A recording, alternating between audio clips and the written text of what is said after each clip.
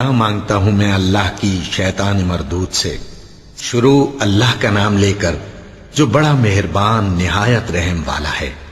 احمق لوگ کہیں گے کہ مسلمان جس قبلے پر پہلے سے چلے آتے تھے اب اس سے کیوں منہ پھیر بیٹھے؟ تم کہہ دو کہ مشرق اور مغرب سب اللہ ہی کا ہے، وہ جس کو چاہتا ہے سیدھے رستے پر چلاتا ہے، اور اسی طرح ہم نے تم کو امت معتدل بنایا ہے تاکہ تم لوگوں پر گواہ بنو اور پیغمبر آخر الزمان صلی اللہ علیہ وآلہ وسلم تم پر گواہ بنے۔ اور جس قبلے پر تم پہلے تھے اس کو ہم نے اس لیے مقرر کیا تھا کہ معلوم کریں کہ کون ہمارے پیغمبر کا تابع رہتا ہے اور کون الٹے پاؤں پھر جاتا ہے۔ اور یہ بات یعنی تحویل قبلہ لوگوں کو گراں معلوم ہوئی، مگر جن کو اللہ نے ہدایت بخشی ہے وہ اسے گراں نہیں سمجھتے، اور اللہ ایسا نہیں کہ تمہارے ایمان کو یوں ہی ضائع کر دے۔ اللہ تو لوگوں پر بڑا مہربان ہے، صاحب رحمت ہے۔ اے پیغمبر صلی اللہ علیہ وآلہ وسلم، ہم تمہارا آسمان کی طرف منہ اٹھانا دیکھ رہے ہیں، سو ہم تم کو اسی قبلے کی طرف جس کو تم پسند کرتے ہو منہ کرنے کا حکم دیں گے۔ تو اپنا منہ مسجد حرام یعنی خانہ کعبہ کی طرف پھیر لو، اور تم لوگ جہاں ہوا کرو نماز پڑھنے کے وقت اسی مسجد کی طرف منہ کر لیا کرو۔ اور جن لوگوں کو کتاب دی گئی ہے وہ خوب جانتے ہیں کہ یہ نیا قبلہ ان کے پروردگار کی طرف سے حق ہے، اور جو کام یہ لوگ کرتے ہیں اللہ ان سے بے خبر نہیں۔ اور اگر تم ان اہل کتاب کے پاس تمام نشانیاں بھی لے کر آؤ تو بھی یہ تمہارے قبلے کی پیروی نہ کریں، اور تم بھی ان کے قبلے کی پیروی کرنے والے نہیں ہو، اور ان میں سے بھی بعض کے قبلے کے پیرو نہیں۔ اور اگر تم باوجود اس کے کہ تمہارے پاس علم یعنی اللہ کا حکم آ چکا ہے ان کی خواہشوں کے پیچھے چلو گے تو ظالموں میں ہو جاؤ گے۔ جن لوگوں کو ہم نے کتاب دی ہے وہ ان پیغمبر آخر الزمان صلی اللہ علیہ وآلہ وسلم کو اس طرح پہچانتے ہیں جس طرح اپنے بیٹوں کو پہچانا کرتے ہیں، مگر ایک فریق ان میں سے سچی بات کو جان بوجھ کر چھپا رہا ہے۔ اے پیغمبر صلی اللہ علیہ وآلہ وسلم، یہ نیا قبلہ تمہارے پروردگار کی طرف سے حق ہے، تو تم ہرگز شک کرنے والوں میں نہ ہونا۔ اور ہر ایک شخص کے لیے ایک سمت مقرر ہے جدھر وہ عبادت کے وقت منہ کیا کرتا ہے، تو تم نیکیوں میں سبقت حاصل کرو۔ تم جہاں ہوگے اللہ تم سب کو جمع کرے گا، بے شک اللہ ہر چیز پر قادر ہے۔ اور تم جہاں سے نکلو نماز میں اپنا منہ مسجد حرام کی طرف کر لیا کرو، بے شبہ یہ تمہارے پروردگار کی طرف سے حق ہے، اور تم لوگ جو کچھ کرتے ہو اللہ اس سے بے خبر نہیں۔ اور تم جہاں سے نکلو مسجد حرام کی طرف منہ کر کے نماز پڑھا کرو، اور مسلمانوں تم جہاں ہوا کرو اسی مسجد کی طرف رخ کیا کرو۔ یہ تاکید اس لیے کی گئی ہے کہ لوگ تم کو کسی طرح کا الزام نہ دے سکیں، مگر ان میں سے جو ظالم ہیں وہ الزام دیں تو دیں، سو ان سے مت ڈرنا اور مجھی سے ڈرتے رہنا۔ اور یہ بھی مقصود ہے کہ میں تم کو اپنی تمام نعمتیں بخشوں، اور یہ بھی کہ تم راہ راست پر چلو۔ جس طرح من جملہ اور نعمتوں کے ہم نے تم میں تمہیں میں سے ایک رسول بھیجے ہیں جو تم کو ہماری آیتیں پڑھ پڑھ کر سناتے اور تمہیں پاک بناتے، اور کتاب یعنی قرآن اور دانائی سکھاتے ہیں، اور ایسی باتیں بتاتے ہیں جو تم پہلے نہیں جانتے تھے۔ سو تم مجھے یاد کیا کرو، میں تمہیں یاد کیا کروں گا، اور میرا احسان مانتے رہنا اور میری ناشکری نہ کرنا۔ اے ایمان والو، صبر اور نماز سے مدد لیا کرو، بے شک اللہ صبر کرنے والوں کے ساتھ ہے۔ اور جو لوگ اللہ کی راہ میں مارے جائیں ان کی نسبت یہ نہ کہنا کہ وہ مرے ہوئے ہیں، وہ مردہ نہیں بلکہ زندہ ہیں، لیکن تم کو شعور نہیں۔ اور ہم کسی قدر خوف اور بھوک اور مال اور جانوں اور میووں کے نقصان سے تمہاری آزمائش کریں گے، اور صبر کرنے والوں کو بشارت سنا دو کہ ان لوگوں پر جب کوئی مصیبت واقع ہوتی ہے تو کہتے ہیں کہ ہم اللہ ہی کا مال ہیں اور اسی کی طرف لوٹ کر جانے والے ہیں۔ یہی لوگ ہیں جن پر ان کے پروردگار کی عنایتیں ہیں اور خصوصی رحمت بھی ہے، اور یہی سیدھے رستے پر ہیں۔ بے شک کوہ صفا اور مروہ اللہ کی نشانیوں میں سے ہیں، تو جو شخص خانہ کعبہ کا حج یا عمرہ کرے اس پر کچھ گناہ نہیں کہ دونوں کے درمیان چکر لگائے، بلکہ یہ ایک نیک کام ہے، اور جو کوئی نیک کام کرے تو اللہ قدردان ہے، دانا ہے۔ جو لوگ ہمارے حکموں اور ہدایتوں کو جو ہم نے نازل کی ہیں کسی غرض فاسد سے چھپاتے ہیں، باوجود کہ ہم نے ان کو لوگوں کے سمجھانے کے لیے اپنی کتاب میں کھول کھول کر بیان کر دیا ہے، ایسوں پر اللہ اور تمام لعنت کرنے والے لعنت کرتے ہیں۔ ہاں، جو توبہ کرتے ہیں اور اپنی حالت درست کر لیتے ہیں اور احکام الہی کو صاف صاف بیان کر دیتے ہیں تو میں ان کے قصور معاف کر دیتا ہوں، اور میں بڑا معاف کرنے والا، بڑا مہربان ہوں۔ جو لوگ کافر ہوئے اور کافر ہی مرے، ایسوں پر اللہ کی اور فرشتوں کی اور انسانوں کی سب کی لعنت، وہ ہمیشہ اسی لعنت میں گرفتار رہیں گے۔ ان سے نہ تو عذاب ہلکا ہی کیا جائے گا اور نہ انہیں کچھ مہلت ملے گی۔ اور لوگوں، تمہارا معبود ایک ہی معبود ہے، اس بڑے مہربان اور رحم والے کے سوا کوئی عبادت کے لائق نہیں۔ بے شک آسمانوں اور زمین کے پیدا کرنے میں اور رات اور دن کے ایک دوسرے کے پیچھے آنے جانے میں اور کشتیوں اور جہازوں میں جو سمندر میں لوگوں کے فائدے کے لیے رواں ہیں، اور میں جس کو اللہ آسمان سے برساتا اور اس سے زمین کو اس کے مردہ ہو جانے کے بعد زندہ یعنی خشک ہو جانے کے بعد سرسبز کر دیتا ہے، اور زمین پر ہر قسم کے جانور پھیلانے میں اور ہواؤں کے چلانے میں اور بادلوں میں جو آسمان اور زمین کے درمیان گھرے رہتے ہیں، عقل مندوں کے لیے اللہ کی قدرت کی نشانیاں ہیں۔ اور بعض لوگ ایسے ہیں جو غیر اللہ کو اللہ کا شریک بناتے اور ان سے اللہ کی سی محبت کرتے ہیں، لیکن جو ایمان والے ہیں وہ تو اللہ ہی کے سب سے زیادہ دوست دار ہیں۔ اور اے کاش ظالم لوگ جو بات عذاب کے وقت دیکھیں گے اب دیکھ لیتے کہ سب طرح کی طاقت اللہ ہی کو ہے، اور یہ کہ اللہ سخت عذاب کرنے والا ہے۔ اس دن کفر کے پیشوا اپنے پیروں سے بیزاری ظاہر کریں گے اور دونوں عذاب الہی دیکھ لیں گے اور ان کے آپس کے تعلقات منقطع ہو جائیں گے۔ یہ حال دیکھ کر پیروی کرنے والے حسرت سے کہیں گے کہ اے کاش ہمیں پھر دنیا میں جانا نصیب ہو، تاکہ جس طرح یہ ہم سے بیزار ہو رہے ہیں اسی طرح ہم بھی ان سے بیزار ہوں۔ اس طرح اللہ ان کے اعمال حسرت بنا کر دکھائے گا اور وہ دوزخ سے نکل نہیں سکیں گے۔ لوگوں، جو چیزیں زمین میں حلال طیب ہیں وہ کھاؤ، اور شیطان کے قدموں پر نہ چلو، وہ تمہارا کھلا دشمن ہے۔ وہ تو تم کو برائی اور بے حیائی ہی کے کام کرنے کو کہتا ہے، اور یہ بھی کہ اللہ کی نسبت ایسی باتیں کہو جن کا تمہیں کچھ بھی علم نہیں۔ اور جب ان لوگوں سے کہا جاتا ہے کہ جو کتاب اللہ نے نازل فرمائی ہے اس کی پیروی کرو، تو کہتے ہیں نہیں، بلکہ ہم تو اسی چیز کی پیروی کریں گے جس پر ہم نے اپنے باپ دادا کو پایا۔ بھلا اگرچہ ان کے باپ دادا نہ کچھ سمجھتے ہوں اور نہ سیدھے رستے پر ہوں، تب بھی وہ انہی کی تقلید کیے جائیں گے۔ جو لوگ کافر ہیں ان کی مثال اس شخص کی سی ہے جو کسی ایسی چیز کو آواز دے جو پکار اور آواز کے سوا کچھ سن نہ سکے۔ یہ بہرے ہیں، گونگے ہیں، اندھے ہیں کہ کچھ سمجھ ہی نہیں سکتے۔ اے اہل ایمان، جو پاکیزہ چیزیں ہم نے تم کو عطا فرمائی ہیں ان کو کھاؤ، اور اگر اللہ ہی کے بندے ہو تو اس کی نعمتوں کا شکر بھی ادا کرو۔ اس نے تو تم پر بس مرا ہوا جانور اور لہو اور سور کا گوشت اور جس چیز پر اللہ کے سوا کسی اور کا نام پکارا جائے حرام کر دیا ہے۔ ہاں، جو مجبور ہو جائے بشرطے کہ اللہ کی نافرمانی نہ کرے اور حد ضرورت سے باہر نہ نکل جائے، اس پر کچھ گناہ نہیں۔ بے شک اللہ بخشنے والا ہے، رحم کرنے والا ہے۔ جو لوگ اللہ کی کتاب سے ان آیتوں اور ہدایتوں کو جو اس نے نازل فرمائی ہیں چھپاتے اور ان کے بدلے تھوڑی سی قیمت یعنی دنیاوی منفعت حاصل کرتے ہیں، وہ اپنے پیٹوں میں محض آگ بھرتے ہیں۔ ایسے لوگوں سے اللہ قیامت کے دن نہ کلام کرے گا اور نہ ان کو گناہوں سے پاک کرے گا، اور ان کے لیے دکھ دینے والا عذاب ہے۔ یہ وہ لوگ ہیں جنہوں نے ہدایت چھوڑ کر گمراہی اور بخشش چھوڑ کر عذاب خرید لیا۔ یہ آتش جہنم کی کیسی برداشت کرنے والے ہیں۔ یہ اس لیے کہ اللہ نے کتاب سچائی کے ساتھ نازل فرمائی، اور جن لوگوں نے اس کتاب میں اختلاف کیا وہ ضد میں آ کر نیکی سے دور ہو گئے ہیں۔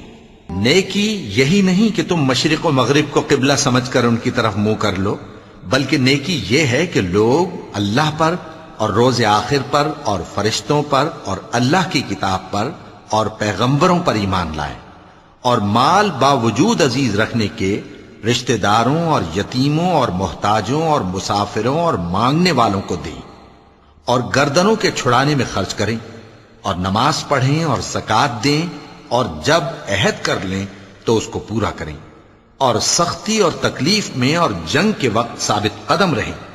یہی لوگ ہیں جو ایمان میں سچے ہیں، اور یہی ہیں جو اللہ سے ڈرنے والے ہیں۔ مومنوں، تم کو مقتولوں کے بارے میں قصاص یعنی خون کے بدلے خون کا حکم دیا جاتا ہے، اس طرح پر کہ آزاد کے بدلے آزاد مارا جائے، اور غلام کے بدلے غلام، اور عورت کے بدلے عورت۔ اور اگر قاتل کو اس کے مقتول بھائی کے قصاص میں سے کچھ معاف کر دیا جائے تو وارث مقتول کو پسندیدہ طریق سے قرارداد کی پیروی یعنی مطالبہ خون بہا کرنا اور قاتل کو خوشخوئی کے ساتھ ادا کرنا چاہیے۔ یہ تمہارے پروردگار کی طرف سے تمہارے لیے آسانی اور مہربانی ہے۔ اب جو اس کے بعد زیادتی کرے اس کے لیے دکھ کا عذاب ہے۔ اور اے اہل عقل، حکم قصاص میں تمہاری زندگانی ہے کہ تم قتل و خونریزی سے بچو۔ تم پر فرض کیا جاتا ہے کہ جب تم میں سے کسی کو موت کا وقت آ جائے تو اگر وہ کچھ مال چھوڑ جانے والا ہو تو ماں باپ اور رشتہ داروں کے لیے دستور کے مطابق وصیت کر جائے۔ اللہ سے ڈرنے والوں پر یہ ایک حق ہے۔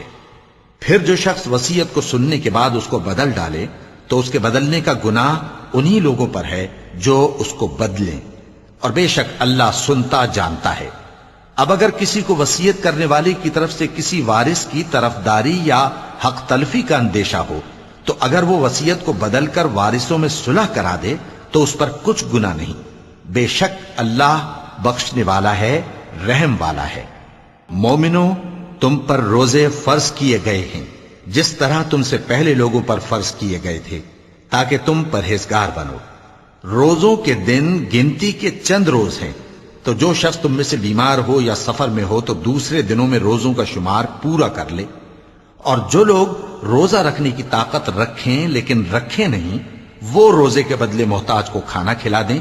اور جو کوئی اپنی مرضی سے زیادہ نیکی کرے تو اس کے حق میں زیادہ اچھا ہے، اور اگر سمجھو تو روزہ رکھنا ہی تمہارے حق میں بہتر ہے۔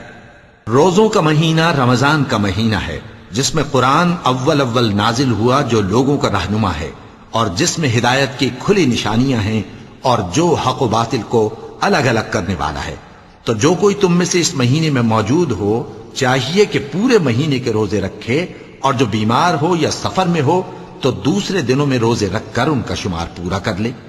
اللہ تمہارے حق میں آسانی چاہتا ہے اور سختی نہیں چاہتا، اور یہ آسانی کا حکم اس لیے دیا گیا ہے کہ تم روزوں کا شمار پورا کر لو، اور اس احسان کے بدلے کہ اللہ نے تم کو ہدایت بخشی ہے تم اس کو بزرگی سے یاد کرو اور اس کا شکر کرو۔ اور اے پیغمبر، جب تم سے میرے بندے میرے بارے میں دریافت کریں تو انہیں معلوم ہو کہ میں تو تمہارے پاس ہی ہوں۔ جب کوئی پکارنے والا مجھے پکارتا ہے تو میں اس کی دعا قبول کرتا ہوں، تو ان کو چاہیے کہ میرے حکموں کو مانیں اور مجھ پر ایمان رکھیں تاکہ نیک رستہ پائیں۔ روزوں کی راتوں میں تمہارے لیے اپنی عورتوں کے پاس جانا جائز کر دیا گیا ہے، وہ تمہاری پوشاک ہیں اور تم ان کی پوشاک ہو۔ اللہ کو معلوم ہے کہ تم ان کے پاس جانے سے اپنے حق میں خیانت کرتے تھے، سو اس نے تم پر مہربانی کی اور تمہاری حرکات سے درگزر فرمائی، تو اب تم کو اختیار ہے کہ ان سے مباشرت کرو۔ اور اللہ نے جو چیز تمہارے لیے لکھ رکھی ہے یعنی اولاد، اس کو اللہ سے طلب کرو اور کھاؤ اور پیو، یہاں تک کہ صبح کی سفید دھاری رات کی سیاہ دھاری سے الگ نظر آنے لگے۔ پھر روزہ رکھ کر رات تک پورا کرو، اور جب تم مسجدوں میں اعتکاف بیٹھتے ہو تو ان سے مباشرت نہ کرو، یہ اللہ کی حدیں ہیں، ان کے پاس نہ جانا۔ اسی طرح اللہ اپنی آیتیں لوگوں کے سمجھانے کے لیے کھول کھول کر بیان فرماتا ہے تاکہ وہ پرہیزگار بنے۔ اور آپس میں ایک دوسرے کا مال ناحق نہ کھاؤ، اور نہ اس کو رشوتاً حاکموں کے پاس پہنچاؤ تاکہ لوگوں کے مال کا کچھ حصہ ناجائز طور پر کھا جاؤ، اور اسے تم جانتے بھی ہو۔ اے پیغمبر، لوگ تم سے نئے چاند کے بارے میں دریافت کرتے ہیں کہ گھٹتا بڑھتا کیوں ہے۔ کہہ دو کہ وہ لوگوں کے کاموں کی میعادیں اور حج کے وقت معلوم ہونے کا ذریعہ ہے، اور نیکی اس بات میں نہیں کہ احرام کی حالت میں گھروں میں ان کے پچھواڑے کی طرف سے آؤ، بلکہ نیکوکار وہ ہے جو پرہیزگار ہو، اور گھروں میں ان کے دروازوں سے آیا کرو اور اللہ سے ڈرتے رہو تاکہ کامیاب ہو جاؤ۔ اور جو لوگ تم سے لڑتے ہیں تم بھی اللہ کی راہ میں ان سے لڑو، مگر زیادتی نہ کرنا کہ اللہ زیادتی کرنے والوں کو دوست نہیں رکھتا۔ اور ان کو جہاں پاؤ قتل کر دو، اور جہاں سے انہوں نے تم کو نکالا ہے یعنی مکے سے، وہاں سے تم بھی ان کو نکال دو۔ اور دین سے گمراہ کرنے کا فساد قتل و خونریزی سے کہیں بڑھ کر ہے۔ اور جب تک وہ تم سے مسجد حرام یعنی خانہ کعبہ کے پاس نہ لڑیں تم بھی وہاں ان سے نہ لڑنا۔ ہاں اگر وہ تم سے لڑیں تو تم ان کو قتل کر ڈالو، کافروں کی یہی سزا ہے۔ پھر اگر وہ باز آ جائیں تو اللہ بخشنے والا ہے، رحم کرنے والا ہے۔ اور ان سے اس وقت تک لڑتے رہنا کہ فساد نابود ہو جائے اور ملک میں اللہ ہی کا دین غالب ہو جائے۔ پھر اگر وہ فساد سے باز آ جائیں تو ظالموں کے سوا کسی پر زیادتی نہیں کرنی چاہیے۔ ادب کا مہینہ ادب کے مہینے کے مقابل ہے، اور ادب کی چیزیں ایک دوسرے کا بدلہ ہیں۔ پس اگر کوئی تم پر زیادتی کرے تو جیسی زیادتی وہ تم پر کرے ویسی ہی تم اس پر کرو، اور اللہ سے ڈرتے رہو اور جان رکھو کہ اللہ ڈرنے والوں کے ساتھ ہے۔ اور اللہ کی راہ میں مال خرچ کرو اور اپنے آپ کو ہلاکت میں نہ ڈالو، اور نیکی کرو، بے شک اللہ نیکی کرنے والوں کو دوست رکھتا ہے۔ اور اللہ کی خوشنودی کے لیے حج اور عمرے کو پورا کرو، اور اگر راستے میں روک لیے جاؤ تو جیسی قربانی میسر ہو کر دو، اور جب تک قربانی اپنے مقام پر نہ پہنچ جائے سر نہ منڈاؤ۔ اور اگر کوئی تم میں بیمار ہو یا اس کے سر میں کسی طرح کی تکلیف ہو تو اگر وہ سر منڈا لے تو اس کے بدلے روزے رکھے یا صدقہ دے یا قربانی کرے۔ پھر جب تکلیف دور ہو کر تم مطمئن ہو جاؤ تو جو تم میں حج کے وقت تک عمرے سے فائدہ اٹھانا چاہے وہ جیسی قربانی میسر ہو کرے، اور جس کو قربانی نہ ملے وہ 3 روزے ایام حج میں رکھے اور 7 جب واپس ہو، یہ پورے 10 ہوئے۔ یہ حکم اس شخص کے لیے ہے جس کے اہل و عیال مکے میں نہ رہتے ہوں۔ اور اللہ سے ڈرتے رہو اور جان رکھو کہ اللہ سخت عذاب دینے والا ہے۔ حج کے مہینے معین ہیں جو معلوم ہیں، تو جو شخص ان مہینوں میں حج کی نیت کر لے تو حج کے دنوں میں نہ عورتوں سے اختلاط کرے، نہ کوئی برا کام کرے اور نہ کسی سے جھگڑے۔ اور جو نیک کام تم کرو گے وہ اللہ کو معلوم ہو جائے گا۔ اور زاد راہ یعنی رستے کا خرچ ساتھ لے جاؤ، کیونکہ بہترین زاد راہ پرہیزگاری ہے۔ اور اے اہل عقل، مجھی سے ڈرتے رہو، اس کا تمہیں کچھ گناہ نہیں کہ حج کے دنوں میں بذریعہ تجارت اپنے پروردگار سے روزی طلب کرو۔ اور جب عرفات سے واپس ہونے لگو تو مشعر حرام یعنی مزدلفہ میں اللہ کا ذکر کرو، اور اس طرح ذکر کرو جس طرح اس نے تم کو سکھایا، اور اس سے پیشتر تم لوگ ان طریقوں سے محض ناواقف تھے۔ پھر جہاں سے اور لوگ واپس ہوں وہیں سے تم بھی واپس ہو، اور اللہ سے بخشش مانگو، بے شک اللہ بخشنے والا ہے، رحمت کرنے والا ہے۔ پھر جب حج کے تمام ارکان پورے کر چکو تو مینا میں اللہ کو یاد کرو جس طرح اپنے باپ دادا کو یاد کیا کرتے تھے، بلکہ اس سے بھی زیادہ۔ اور بعض لوگ ایسے ہیں جو اللہ سے التجا کرتے ہیں کہ اے پروردگار ہم کو جو دینا ہے دنیا ہی میں دے دے، اور ایسے لوگوں کا آخرت میں کچھ حصہ نہیں۔ اور بعض ایسے ہیں کہ دعا کرتے ہیں کہ پروردگار ہم کو دنیا میں بھی نعمت عطا فرما اور آخرت میں بھی نعمت بخشیو اور دوزخ کے عذاب سے محفوظ رکھیو۔ یہی لوگ ہیں جن کے لیے ان کے کاموں کا حصہ یعنی اجر نیک تیار ہے، اور اللہ جلد حساب لینے والا ہے۔ اور قیام منا کے دنوں میں جو گنتی کے دن ہیں اللہ کو یاد کرو، اگر کوئی جلدی کرے اور 2 ہی دن میں چل دے تو اس پر بھی کچھ گناہ نہیں، اور جو بات تک ٹھہرا رہے اس پر بھی کچھ گناہ نہیں۔ یہ باتیں اس شخص کے لیے ہیں جو اللہ سے ڈرے، اور تم لوگ اللہ سے ڈرتے رہو اور جان رکھو کہ تم سب اس کے پاس جمع کیے جاؤ گے۔ اور کوئی شخص تو ایسا ہے جس کی گفتگو دنیا کی زندگی میں تم کو دلکش معلوم ہوتی ہے، اور وہ اپنے معافی ضمیر پر یعنی اس بات پر جو اس کے دل میں ہے اللہ کو گواہ بناتا ہے، حالانکہ وہ سخت جھگڑالو ہے۔ اور جب پیٹ پھیر کر چلا جاتا ہے تو زمین میں دوڑتا پھرتا ہے تاکہ اس میں فتنہ انگیزی کرے اور کھیتی کو برباد اور انسانوں اور حیوانوں کی نسل کو نابود کر دے، اور اللہ فتنہ انگیزی کو پسند نہیں کرتا۔ اور جب اس سے کہا جاتا ہے کہ اللہ سے خوف کر تو غرور اس کو گناہ میں پھنسا دیتا ہے، سو اس کو جہنم کافی ہے اور وہ بہت برا ٹھکانہ ہے۔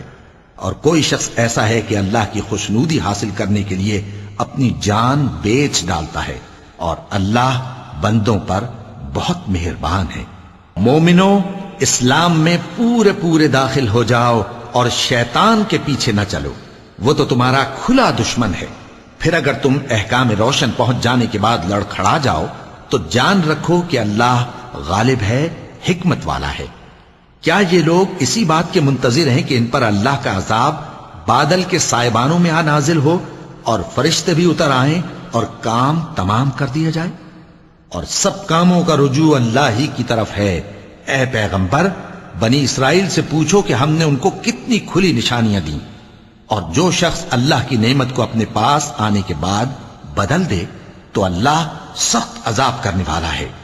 اور جو کافر ہیں ان کے لیے دنیا کی زندگی خوشنما کر دی گئی ہے اور وہ مومنوں سے تمسخر کرتی ہیں، لیکن جو پرہیزگار ہیں وہ قیامت کے دن ان سے اوپر ہوں گے، اور اللہ جس کو چاہتا ہے بے حساب رزق دیتا ہے۔ پہلے تو سب لوگوں کا ایک ہی مذہب تھا، لیکن وہ آپس میں اختلاف کرنے لگے تو اللہ نے ان کی طرف بشارت دینے والے اور ڈر سنانے والے پیغمبر بھیجے اور ان پر سچائی کے ساتھ کتابیں نازل کی تاکہ جن امور میں لوگ اختلاف کرتے تھے ان کا ان میں فیصلہ کر دے۔ اور اس میں اختلاف بھی انہی لوگوں نے کیا جن کو کتاب دی گئی تھی، باوجود کہ ان کے پاس کھلے ہوئے احکام آ چکے تھے، اور یہ اختلاف انہوں نے صرف آپس کی ضد سے کیا۔ تو جس امر حق میں وہ اختلاف کرتے تھے اللہ نے اپنی مہربانی سے مومنوں کو اس کی راہ دکھا دی، اور اللہ جس کو چاہتا ہے سیدھا رستہ دکھا دیتا ہے۔ کیا تم یہ خیال کرتے ہو کہ یوں ہی بہشت میں داخل ہو جاؤ گے؟ اور ابھی تم کو پہلے لوگوں کی سی مشکلیں تو پیش آئی ہی نہیں، ان کو بڑی بڑی سختیاں اور تکلیفیں پہنچیں اور وہ صعوبتوں میں ہلا ہلا دیے گئے، یہاں تک کہ پیغمبر اور مومن لوگ جو ان کے ساتھ تھے سب پکار اٹھے کہ کب اللہ کی مدد آئے گی۔ دیکھو اللہ کی مدد ان قریب آیا چاہتی ہے۔ اے نبی، لوگ تم سے پوچھتے ہیں کہ اللہ کی راہ میں کس طرح کا مال خرچ کریں۔ کہہ دو کہ جو چاہو خرچ کرو، لیکن جو مال خرچ کرنا چاہو وہ درجہ بدرجہ اہل استحقاق یعنی ماں باپ کو اور قریب کے رشتہ داروں کو اور یتیموں کو اور محتاجوں کو اور مسافروں کو سب کو دو، اور جو بھلائی تم کرو گے اللہ اس کو جانتا ہے۔ مسلمانوں، تم پر اللہ کے رستے میں لڑنا فرض کر دیا گیا ہے، اور وہ تمہیں ناگوار تو ہوگا، مگر عجب نہیں کہ ایک چیز تم کو بری لگے اور وہ تمہارے حق میں بھلی ہو، اور عجب نہیں کہ ایک چیز تم کو بھلی لگے اور وہ تمہارے لیے مضر ہو، اور ان باتوں کو اللہ ہی بہتر جانتا ہے اور تم نہیں جانتے۔ اے پیغمبر، لوگ تم سے عزت والے مہینوں میں لڑائی کرنے کے بارے میں دریافت کرتے ہیں، کہہ دو کہ ان میں لڑنا بڑا گناہ ہے، اور اللہ کی راہ سے روکنا اور اس سے کفر کرنا اور مسجد حرام یعنی خانہ کعبہ میں جانے سے بند کرنا اور اہل مسجد کو اس میں سے نکال دینا جو یہ کفار کرتے ہیں، اللہ کے نزدیک اس سے بھی زیادہ گناہ ہے، اور فتنہ انگیزی خون ریزی سے بھی بڑھ کر ہے۔ اور یہ لوگ ہمیشہ تم سے لڑتے رہیں گے، یہاں تک کہ اگر مقدور رکھیں تو تم کو تمہارے دین سے پھیر دیں، اور جو کوئی تم میں سے اپنے دین سے پھر کر کافر ہو جائے گا اور کافر ہی مرے گا تو ایسے لوگوں کے اعمال دنیا اور آخرت دونوں میں برباد ہو جائیں گے، اور یہی لوگ دوزخ میں جانے والے ہیں جس میں ہمیشہ رہیں گے۔ جو لوگ ایمان لائے اور اللہ کے لیے وطن چھوڑ گئے اور کفار سے جنگ کرتے رہے وہی اللہ کی رحمت کے امیدوار ہیں، اور اللہ بخشنے والا ہے، رحمت کرنے والا ہے۔ اے پیغمبر، لوگ تم سے شراب اور جوئے کا حکم دریافت کرتے ہیں، کہہ دو کہ ان میں گناہ بڑے ہیں اور لوگوں کے لیے کچھ فائدے بھی ہیں، مگر ان کے گناہ فائدوں سے کہیں زیادہ ہیں۔ اور یہ بھی تم سے پوچھتے ہیں کہ اللہ کی راہ میں کون سا مال خرچ کریں، کہہ دو کہ جو ضرورت سے زیادہ ہو۔ اس طرح اللہ تمہارے لیے اپنے احکام کھول کھول کر بیان فرماتا ہے تاکہ تم سوچو یعنی دنیا اور آخرت کی باتوں میں غور کرو، اور تم سے یتیموں کے بارے میں بھی دریافت کرتے ہیں، کہہ دو کہ ان کی حالت کی اصلاح بہت اچھا کام ہے، اور اگر تم ان سے مل جل کر رہنا یعنی خرچ اکٹھا رکھنا چاہو تو وہ تمہارے بھائی ہیں، اور اللہ خوب جانتا ہے کہ خرابی کرنے والا کون ہے اور اصلاح کرنے والا کون۔ اور اگر اللہ چاہتا تو تم کو تکلیف میں ڈال دیتا، بے شک اللہ غالب ہے، حکمت والا ہے۔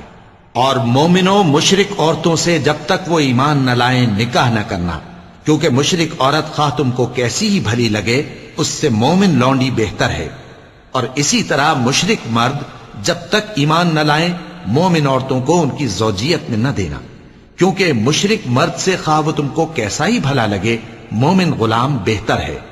یہ مشرک لوگوں کو دوزخ کی طرف بلاتے ہیں، اور اللہ اپنی مہربانی سے بہشت اور بخشش کی طرف بلاتا ہے، اور اپنے حکم لوگوں سے کھول کھول کر بیان کرتا ہے تاکہ نصیحت حاصل کریں۔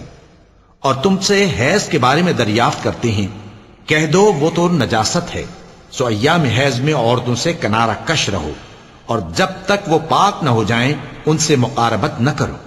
ہاں جب وہ پاک ہو جائیں تو جس طریق سے اللہ نے تمہیں ارشاد فرمایا ہے ان کے پاس جاؤ، کچھ شک نہیں کہ اللہ توبہ کرنے والوں اور پاک صاف رہنے والوں کو دوست رکھتا ہے۔ تمہاری عورتیں تمہاری کھیتی ہیں، تو اپنی کھیتی میں جس طرح چاہو جاؤ، اور اپنے لیے نیک عمل آگے بھیجو، اور اللہ سے ڈرتے رہو، اور جان رکھو کہ ایک دن تمہیں اس کے روبرو حاضر ہونا ہے۔ اور اے پیغمبر ایمان والوں کو بشارت سنا دو، اور اللہ کے نام کو اس بات کا ہیلا نہ بنانا کہ اس کی قسمیں کھا کھا کر سلوک کرنے اور پرہیزگاری کرنے اور لوگوں میں صلح و سازگاری کرانے سے رک جاؤ، اور اللہ سب کچھ سنتا ہے، جانتا ہے۔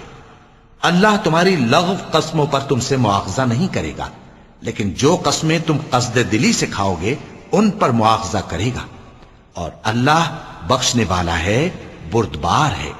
جو لوگ اپنی عورتوں کے پاس جانے کی قسم کھا لیں ان کو 4 مہینے تک انتظار کرنا چاہیے۔ اگر اس عرصے میں قسم سے رجوع کر لیں تو اللہ بخشنے والا ہے، مہربان ہے، اور اگر طلاق کا ارادہ کر لیں تو بھی اللہ سنتا ہے، جانتا ہے۔ اور طلاق والی عورتیں 3 حیض تک اپنے تئیں روکے رہیں، اور اگر وہ اللہ اور روز قیامت پر ایمان رکھتی ہیں تو ان کو جائز نہیں کہ اللہ نے جو کچھ ان کے شکم میں پیدا کیا ہے اس کو چھپائیں، اور ان کے خاوند اگر پھر موافقت چاہیں تو اس مدت میں وہ ان کو اپنی زوجیت میں لے لینے کے زیادہ حقدار ہیں۔ اور عورتوں کا حق مردوں پر ویسا ہی ہے جیسے دستور کے مطابق مردوں کا حق عورتوں پر ہے، البتہ مردوں کو عورتوں پر 1 درجہ فضیلت ہے، اور اللہ غالب ہے، صاحب حکمت ہے۔ طلاق صرف 2 بار ہے، یعنی جب 2 دفعہ طلاق دے دی جائے تو پھر عورتوں کو یا تو بطریق شائستہ نکاح میں رہنے دینا ہے یا بھلائی کے ساتھ چھوڑ دینا، اور یہ جائز نہیں کہ جو مہر تم ان کو دے چکے ہو اس میں سے کچھ واپس لے لو۔ ہاں اگر زن و شوہر کو خوف ہو کہ وہ اللہ کی حدوں کو قائم نہیں رکھ سکیں گے تو اگر عورت خاوند کے ہاتھ سے رہائی پانے کے بدلے میں کچھ دے ڈالے تو دونوں پر کچھ گناہ نہیں۔ یہ اللہ کی مقرر کی ہوئی حدیں ہیں، ان سے باہر نہ نکلنا، اور جو لوگ اللہ کی حدوں سے باہر نکل جائیں گے وہ گناہگار ہوں گے۔ پھر اگر شوہر 2 طلاقوں کے بعد تیسری طلاق عورت کو دے دے تو اس کے بعد جب تک عورت کسی دوسرے شخص سے نکاح نہ کر لے اس پہلے شوہر پر حلال نہ ہوگی۔ ہاں اگر دوسرا خاوند بھی طلاق دے دے اور عورت اور پہلا خاوند پھر ایک دوسرے کی طرف رجوع کر لیں تو ان پر کچھ گناہ نہیں، بشرطے کہ دونوں یقین کریں کہ اللہ کی حدوں کو قائم رکھ سکیں گے، اور یہ اللہ کی حدیں ہیں، ان کو وہ ان لوگوں کے لیے بیان فرماتا ہے جو علم رکھتے ہیں۔ اور جب تم عورتوں کو 2 دفعہ طلاق دے چکو اور ان کی عدت پوری ہو جائے تو انہیں یا تو حسن سلوک سے نکاح میں رہنے دو یا بطریق شائستہ رخصت کر دو، اور اس نیت سے ان کو نکاح میں نہ رہنے دینا چاہیے کہ انہیں تکلیف دو اور ان پر زیادتی کرو، اور جو ایسا کرے گا وہ اپنا ہی نقصان کرے گا۔ اور اللہ کے احکام کو ہنسی اور کھیل نہ بناؤ، اور اللہ نے تم کو جو نعمتیں بخشی ہیں اور تم پر جو کتاب اور دانائی کی باتیں نازل کی ہیں جن سے وہ تمہیں نصیحت فرماتا ہے ان کو یاد کرو، اور اللہ سے ڈرتے رہو، اور جان رکھو کہ اللہ ہر چیز سے واقف ہے۔ اور جب تم عورتوں کو طلاق دے چکو اور ان کی عدت پوری ہو جائے تو ان کو اپنے شوہروں کے ساتھ جب وہ آپس میں جائز طور پر راضی ہو جائیں نکاح کرنے سے مت روکو۔ اس حکم سے اس شخص کو نصیحت کی جاتی ہے جو تم میں اللہ اور روز آخر پر یقین رکھتا ہے۔ یہ تمہارے لیے نہایت خوب اور بہت پاکیزگی کی بات ہے، اور اللہ جانتا ہے اور تم نہیں جانتے۔ اور مائیں اپنے بچوں کو پورے 2 سال دودھ پلائیں، یہ حکم اس شخص کے لیے ہے جو پوری مدت تک دودھ پلوانا چاہے، اور دودھ پلانے والی ماؤں کا کھانا اور کپڑا دستور کے مطابق باپ کے ذمے ہوگا۔ کسی شخص کو اس کی طاقت سے زیادہ تکلیف نہیں دی جاتی، تو یاد رکھو کہ نہ تو ماں کو اس کے بچے کے سبب نقصان پہنچایا جائے اور نہ باپ کو اس کی اولاد کی وجہ سے نقصان پہنچایا جائے، اور اسی طرح نان و نفقہ بچے کے وارث کے ذمے ہے۔ اور اگر دونوں یعنی ماں باپ آپس کی رضامندی اور صلاح سے بچے کا دودھ چھڑانا چاہیں تو ان پر کچھ گناہ نہیں، اور اگر تم اپنی اولاد کو دودھ پلوانا چاہو تو تم پر کچھ گناہ نہیں، بشرطے کہ تم دودھ پلانے والیوں کو دستور کے مطابق ان کا حق جو تم نے دینا کیا تھا دے دو۔ اور اللہ سے ڈرتے رہو اور جان رکھو کہ جو کچھ تم کرتے ہو اللہ اس کو دیکھ رہا ہے۔ اور جو لوگ تم میں سے مر جائیں اور عورتیں چھوڑ جائیں تو وہ عورتیں 4 مہینے اور 10 دن اپنے آپ کو روکے رہیں، اور جب یہ عدت پوری کر چکیں اور اپنے حق میں پسندیدہ کام یعنی نکاح کر لیں تو تم پر کچھ گناہ نہیں، اور اللہ تمہارے سب کاموں سے واقف ہے۔ اگر تم اشارے کنائے میں عورتوں کو نکاح کا پیغام بھیجو یا نکاح کی خواہش کو اپنے دلوں میں مخفی رکھو تو تم پر کچھ گناہ نہیں۔ اللہ کو معلوم ہے کہ تم ان سے نکاح کا ذکر کرو گے، مگر ایام عدت میں اس کے سوا کے دستور کے مطابق کوئی بات کہہ دو، پوشیدہ طور پر ان سے قول و قرار نہ کرنا، اور جب تک عدت پوری نہ ہو لے نکاح کا پختہ ارادہ نہ کرنا۔ اور جان رکھو کہ جو کچھ تمہارے دلوں میں ہے اللہ کو سب معلوم ہے، تو اس سے ڈرتے رہو اور جان رکھو کہ اللہ بخشنے والا ہے، حلم والا ہے۔ اور اگر تم عورتوں کو ان کے پاس جانے یا ان کا مہر مقرر کرنے سے پہلے طلاق دے دو تو تم پر کچھ گناہ نہیں، ہاں ان کو دستور کے مطابق کچھ خرچ ضرور دو، یعنی مقدور والا اپنے مقدور کے مطابق دے اور تنگ دست اپنی حیثیت کے مطابق۔ نیک لوگوں پر یہ ایک طرح کا حق ہے۔ اور اگر تم عورتوں کو ان کے پاس جانے سے پہلے طلاق دے دو لیکن مہر مقرر کر چکے ہو تو آدھا مہر دینا ہوگا۔ ہاں اگر عورتیں مہر بخش دیں یا مرد جن کے ہاتھ میں عقد نکاح ہے اپنا حق چھوڑ دیں اور پورا مہر دے دیں تو ان کو اختیار ہے۔ اور اگر تم مرد لوگ ہی اپنا حق چھوڑ دو تو یہ پرہیزگاری کی بات ہے، اور آپس میں بھلائی کرنے کو فراموش نہ کرنا۔ کچھ شک نہیں کہ اللہ تمہارے سب کاموں کو دیکھ رہا ہے۔ مسلمانوں، سب نمازیں خصوصاً بیچ کی نماز یعنی نماز عصر پورے اہتمام کے ساتھ ادا کرتے رہو اور اللہ کے آگے ادب سے کھڑے رہا کرو۔ پھر اگر تم خوف کی حالت میں ہو تو پیادے یا سوار جس حال میں ہو نماز پڑھ لو۔ پھر جب امن و اطمینان ہو جائے تو جس طریق سے اللہ نے تم کو سکھایا ہے جو تم پہلے نہیں جانتے تھے اللہ کو یاد کرو۔ اور جو لوگ تم میں سے مر جائیں اور عورتیں چھوڑ جائیں وہ اپنی عورتوں کے حق میں وصیت کر جائیں کہ ان کو 1 سال تک خرچ دیا جائے اور گھر سے نہ نکالی جائیں۔ ہاں اگر وہ خود گھر سے چلی جائیں اور اپنے حق میں پسندیدہ کام یعنی نکاح کر لیں تو تم پر کچھ گناہ نہیں، اور اللہ زبردست ہے، حکمت والا ہے۔ اور مطلقہ عورتوں کو بھی دستور کے مطابق نان و نفقہ دینا چاہیے، پرہیزگاروں پر یہ بھی حق ہے۔ اسی طرح اللہ اپنے احکام تمہارے لیے بیان فرماتا ہے تاکہ تم سمجھو۔